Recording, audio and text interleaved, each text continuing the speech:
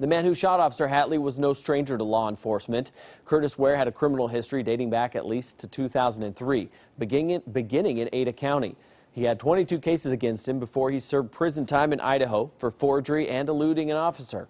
He was released in 2009, but found himself in trouble with the law again just 2 months ago, facing multiple drug charges in Coeur d'Alene.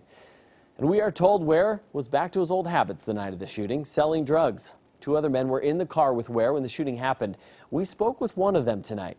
New on Nightside, our Kyle Simchuk went inside the Kootenai County Jail for the interview.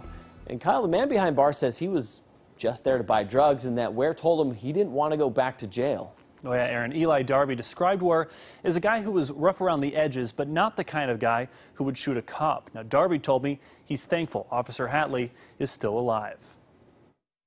An officer shot and injured, a suspect shot and killed, and the 2 men with him are behind bars tonight facing drug charges. Well, we were picking him up to drop him off somewhere, but he's the one who had the drugs for us to buy. 24-year-old Eli Darby says he was buying meth from Curtis Ware last night, but the drug deal didn't go as planned.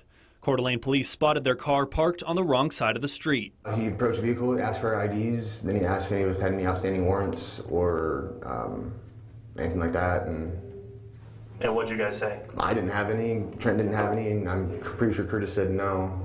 But then after the cop walked away, Curtis said he did have some. Darby says he knew Ware had drugs, but didn't know he had a gun. Pretty much told us that if he got caught, he was going to prison for the rest of his life, and that we should flee the scene. And I was telling the driver to no. I was telling him, no, don't do it, you know. It's not worth it. Darby says the driver of the car, Trenton Safransky, refused to speed off. And when Coeur d'Alene police asked Ware to step out of the car, he pulled a gun. He was getting out of the car, and that's when he opened fire. Fire! Shot fired! Copy, shot fired.